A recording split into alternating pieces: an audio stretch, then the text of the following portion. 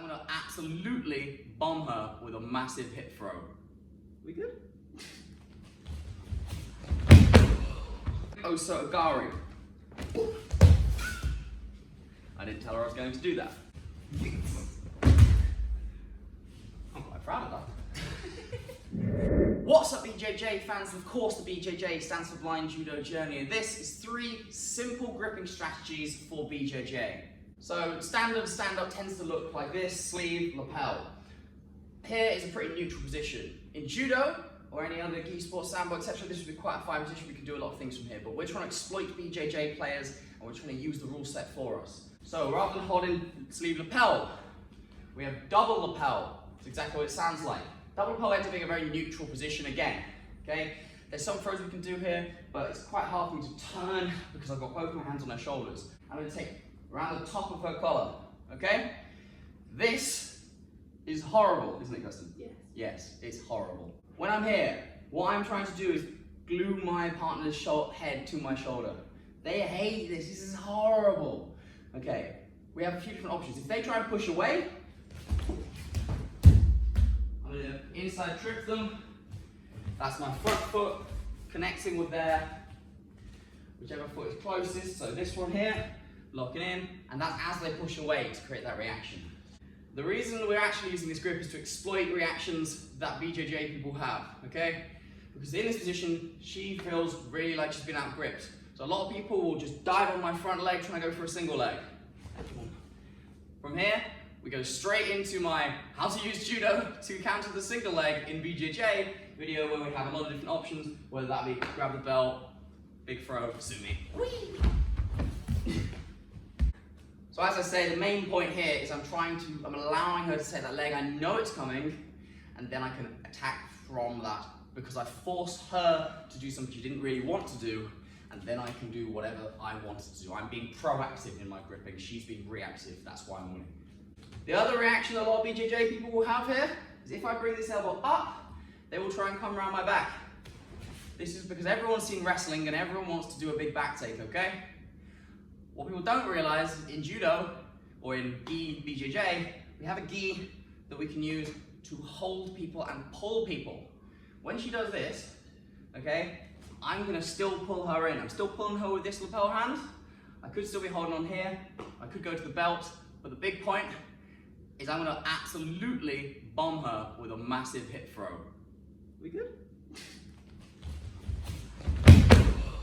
From here, we have hips across. I can do a lot of things. I'm bending my knees. I can either come through the middle, come to the side, or I can even just plant both feet, big lift, land in side control. This even works if they manage to duck under my arm.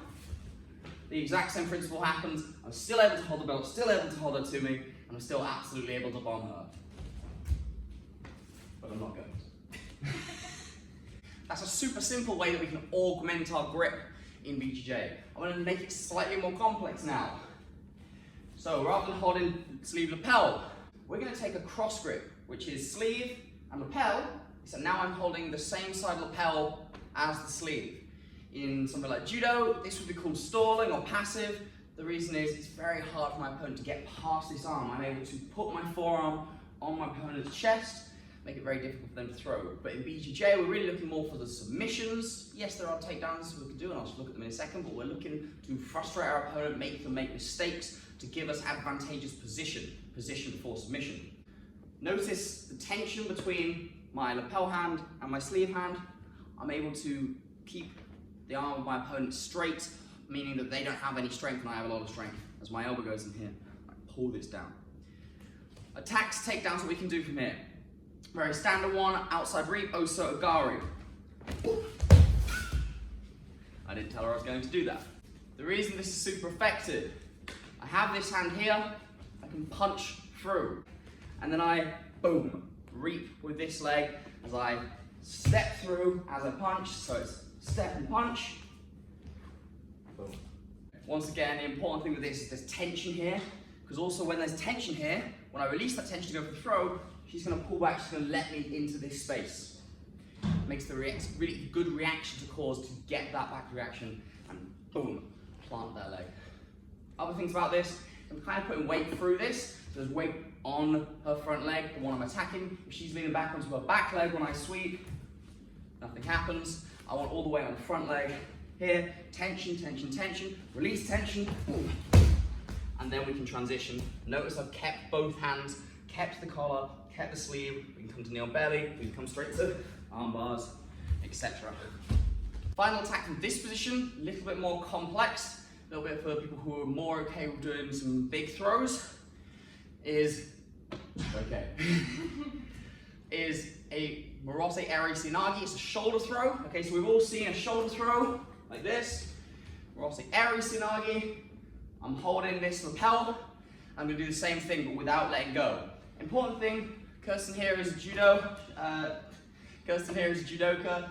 She has a great stance. She's got her right foot forward, a left foot back. It's very hard to throw here. Most BJJ people won't do that. They'll stand quite square, which makes it very easy, if I do have this grip and I haven't done anything about it, for me to bring my elbow across, pull her up, and come in. I do this as a drop throw, so I'm going to drop to my knees into this space. Ready? And once again, I've kept tension in the sleeve, kept tension in the lapel. Notice that there's immediate armbar straight away. The final thing we can do here, if you're blasting Osoto, blasting Sasai, your opponent's getting terrified, they're only thinking about what you're doing with your feet and this hand. They will completely forget that you can come here and hit them with the cross collar choke. You would be surprised. The final gripping strategy that I absolutely love for BJJ, that really exploits a lot of you guys, is you'll always come out and you'll always grab left hand to my lapel. Both hands on here. I'm going to rip this off, okay? So from here, 2 hands on the gi. This is the exact same as grip break that happened in guard or anywhere else. 2 hands on the gi or around the wrist, either's fine. Push this away, and as I push with this hand, I'm going to end up, once the hand comes off, I'm going to pull with this hand. I'm going to grab the belt. This is win. We win from here. There are so many attacks we can do. Before we even go into any of the takedown attacks, you may notice that our arm is very exposed. Arm bars, galore, absolutely brilliant. Wakikitame for those who don't know the Japanese. Boom, boom, I'm here. Okay, attacks that we have.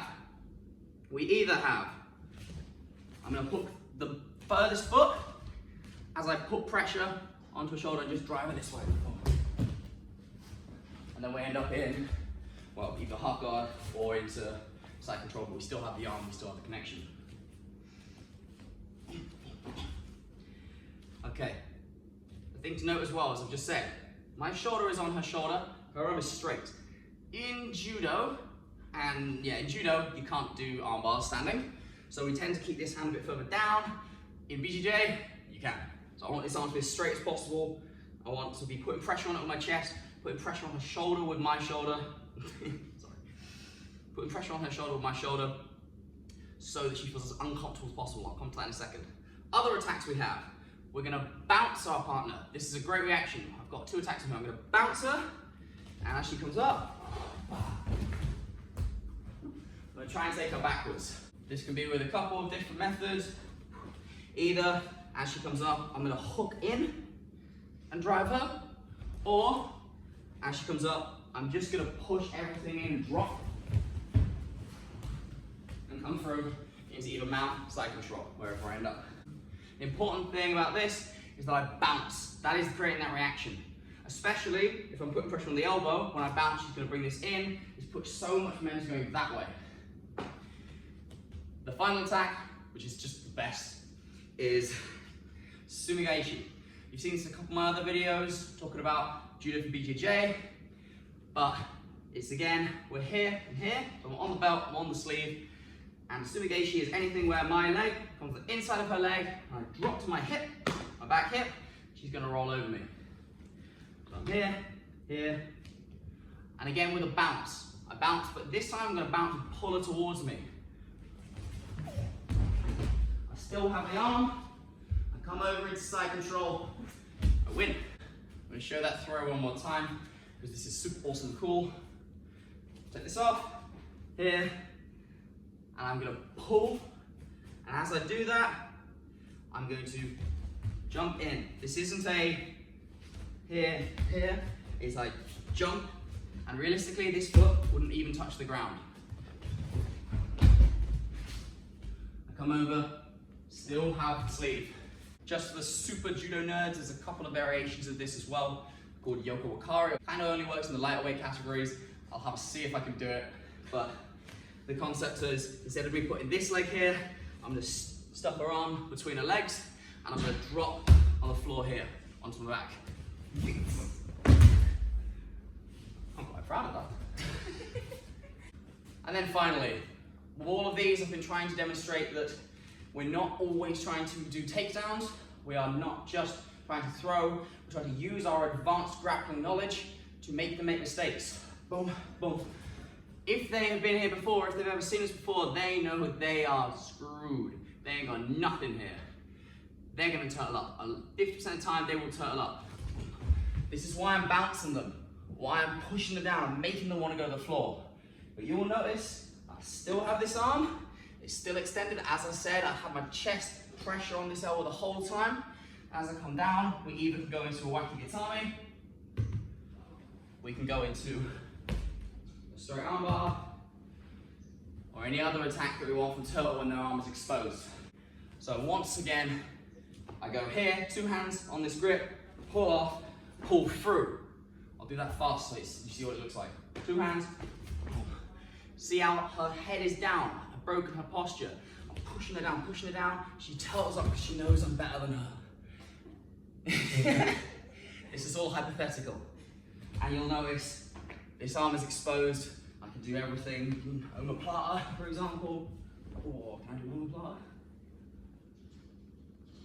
Yes. But any attack you want. Please go have a play around with these, especially when you're sparring. Try and make sure that you're doing these safely. Don't go throwing on any spinning arm bars straight away on people who don't know what they're doing. Please do not go bombing white belts. Don't go whacking on waki-gatames on them. But do get to these positions and prove you're in control and establish your dominance in stand-up gi grappling. Okay? Judo and BJJ can marry beautifully. I know brilliant BJJ players who come to judo and crush me, and a brilliant judo players who go to BJJ places and shut people. And we can all learn from each other, as I have, and I think other people have hopefully, and hopefully so have you. Please take some of these techniques. That's the cross grip, Osoto, Sasai, Senagi, the double lapel, big hip throws, oh geez, dropping them, or the grip break, 2 hands on, kochi, back throw, sumi, or just boom, just get down. So for those who don't know, this is Kirsten Taylor. She's on the GB squad visually impaired judo team, same as I am. If you want to follow either of us on our blind judo journeys into international visually impaired judo, please make sure to like, comment, share, and subscribe. Sormade. I'm in such the doghouse. Where's the camera? I normally get someone who can see to help. Ah, there it is.